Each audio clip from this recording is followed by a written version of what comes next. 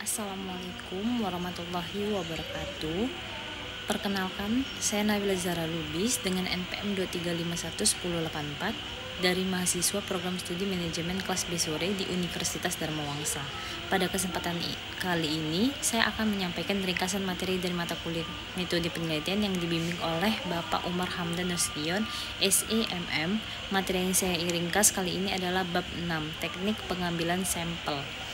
Bab ini membahas secara keseluruhan tentang proses pemilihan sebagian anggota dari populasi untuk dijadikan objek penelitian. Populasi didefinisikan sebagai seluruh elemen, baik individu, objek maupun peristiwa, yang memiliki karakteristik tertentu dan menjadi sasaran penelitian.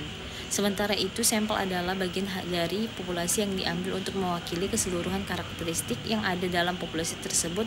Pengambilan sampel diperlukan karena tidak memungkinkan untuk meneliti seluruh populasi, terutama bila populasinya sangat besar. Dengan menggunakan sampel, penelitian dapat menghemat waktu, biaya, dan tenaga, sekaligus memperoleh data yang tetap valid dan representatif.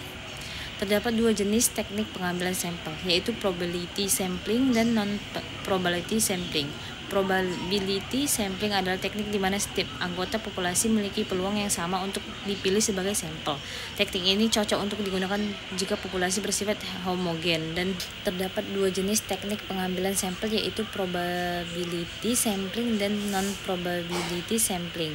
Probability sampling adalah teknik di mana setiap anggota populasi memiliki peluang yang sama untuk dipilih sebagai sampel. Teknik ini cocok digunakan untuk populasi bersifat homogen dan jumlahnya diketahui. Beberapa metode dalam probability sampling meliputi simple random sampling, yaitu pengambilan sampel secara acak seperti melalui undian atau aplikasi random. Systematica sampling, yaitu pengambilan sampel dengan interval tertentu dari daftar populasi. Stratified sampling, yaitu pengelompokan populasi ke dalam strata berdasarkan karakteristik tertentu, kemudian pengambilan sampel dari masing-masing strata secara proporsional. Cluster sampling, yaitu pengambilan berdasarkan kelompok atau wilayah tertentu, terutama bila populasi tersebar luas secara geografis. Sebaliknya non-probability sampling digunakan saat tidak semua anggota populasi memiliki peluang yang sama untuk dipilih. Dan jenis-jenisnya antara lain purposive sampling, yaitu pemilihan berdasarkan pertimbangan atau kriteria tertentu. Kuota sampling, yaitu pemilihan berdasarkan jumlah atau kuota dari karakteristik tertentu. Ketiga, accidental sampling, yaitu sampling jenuh, yaitu seluruh populasi dijadikan sampel, biasa digunakan jika jumlah populasi kecil. Sebaliknya, non-probability sampling digunakan saat tidak semua anggota populasi memiliki peluang yang sama untuk dipilih. Ini biasanya terjadi saat karakteristik populasi belum sepenuhnya diketahui atau penelitian memiliki keterbatasan akses. Jenis-jenisnya antara lain purposive sampling, yaitu pemilihan berdasarkan pertimbangan atau kriteria tertentu. Kedua, kuota sampling, yaitu pemilihan berdasarkan jumlah atau kuota dari karakteristik tertentu. Ketiga, accidental sampling, yaitu teknik yang menggunakan siapa saja yang secara kebetulan ditemui.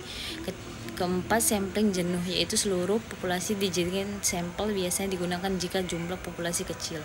Penentuan jumlah sampel dalam penelitian dipengaruhi oleh beberapa faktor seperti tingkatnya heterogenitas. Penentuan jumlah sampel dalam penelitian dipengaruhi oleh beberapa faktor seperti tingkat heterogenitas populasi, jumlah variabel yang diteliti, serta metode sampling yang dipilih. Semakin besar keragaman dalam populasi, maka semakin besar pula ukuran sampel yang dibutuhkan untuk mewakili secara akurat. Salah satu rumus yang sering digunakan dalam menentukan jumlah sampel adalah rumus Slovin, yang mempertimbangkan jumlah populasi atau N dan tingkat kesalahan yang dapat diterima atau E. Demikian ringkasan materi yang saya sampaikan. Semoga materi ini bermanfaat dan dapat menambah pemahaman kita semua dalam menyusun dan melaksanakan penelitian ilmiah secara lebih baik. Wassalamualaikum warahmatullahi wabarakatuh. Terima kasih.